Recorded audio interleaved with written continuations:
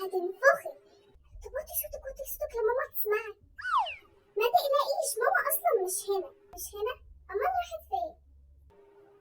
هي خرجت من بدري بس خلاص زمانها جايه اهي. ماما راحت فين؟ راحت تجيب لنا السبلاس بتاعت المدرسه. انا فرحانه قوي. ايه ده بجد؟ الله، اهي جت اهي. روحي افتحي لها بقى. افتحي يا بنتي المروحه دي وعليها شويه، الجو حر قوي. حاضر يا ماما. ايه ده يا ماما؟ هي الحاجات اللي انت جايباها قليله قوي كده ليه؟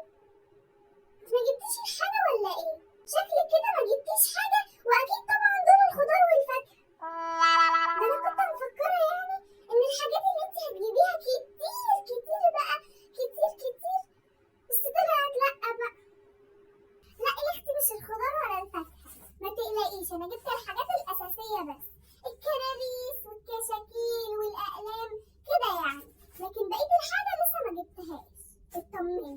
بجد؟ طب الحمد لله انك طمنتيني وقلتيلي ان الحاجه دي مش كلها. انا كنت مفكره ان الحاجه دي كل السبلايز بقى بتاعت المدرسه. الحمد لله. انا اصلا ما عرفتش اجيب ايه ولا ايه من كتر الحاجات اللي طالعه جديد، ويا ريتها اصلا بيتعمل بيها حاجه. ده الحاجات دي ما تعرفيش اصلا بيتعمل بيها ايه. خلاص يا ماما، احنا هنكتب لك الحاجات اللي احنا عايزينها في ورقه علشان يعني ما تتلخبطيش وانت بتشتري. فكره حلوه قوي. انا هروح اجيب الورقه والقلم حالا، وانا كمان. اهو يا ماما، اتفضلي، دي الطلبات اللي انا عايزاها. ايه كل ده يا جنى؟ ايه كل الحاجات دي؟ امال لو ما كنتش جايبه الحاجات اللي انا جايباها دي كنت هتعملي ايه؟ يا خرابي عليكي، دي حاجات ضروريه قوي والله يا ماما، مش رفاهيات. اتفضلي يا ماما، دي ورقتي اللي انا كاتبه فيها كل السبلايز اللي انا محتاجاها. يا حبيبتي يا جوجو، هي دي بس؟ يا حبيبتي، طول عمرك خدوعه وهاديه يا حبيبتي. شايفه اختك الصغيره، اتعلمي منها. شايفه؟ مش زيك. ايه ده؟ يا نهارك اسود، كل دي ورقه؟ وانا اللي بقول عليكي قناعه ما بتطلبيش حاجه، اتاريكي طالبه اكتر منها. ده ان شاء الله ايه الطلبات دي؟ وانت هتحاربي بالطلبات دي ولا ايه؟ ايه يا ماما، دي شويه رفايع بس والله، مش حاجات كبيره يعني، هي رفايع بس اللي انا محتاجاها بس. رفايع ايه يا اختي؟ وانت بتجهزي عروسه؟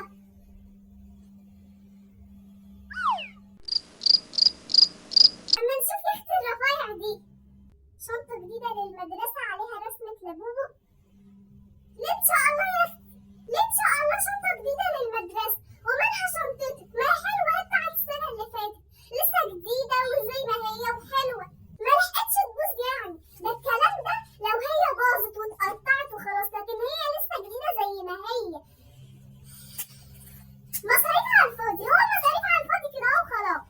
اه يا ماما بس خلاص، الرسمه اللي عليها ادمت خلاص، مدتها راحت. انا عايزه الشنطه اللي عليها رسمه لبوبو. ايه يا اختي؟ لبوبو ايه وقرف ايه؟ دي شكلها مخيف قوي ومرعب. دي شنطه تاخديها المدرسه؟ لا انا هغسلك الشنطه بتاعتك بتاعت المدرسه بتاعت السنه اللي فاتت وتاخديها معاكي. انا مش عايزه كلام كتير، انت هتاخدي شنطتك بتاعت السنه اللي فاتت. الشنطه جديده ايه؟ بس يا ماما ما بسش يا اختي، هي الشنطه بتاعت السنه اللي فاتت انت اللي مختارها على ذوقك انت، وكنت هتموتي عليها ونفسي فيها يا ماما وهموت عليها، وجبتها لك اهي ولسه الحمد لله زي ما هي سليمه، يبقى ناخدها. اسكتي بقى، مش هنتكلم في الموضوع ده كتير. طيب يا ماما خلاص هاخدها وامري لله. مقلمه جديده ولانش بوكس جديد. مقلمه جديده ماشي وعارفينها عشان مقلمتك اتقطعت، لكن ايه لانش بوكس دي؟ ما هو اللانش بوكس بتاعك لسه زي الفل اهو.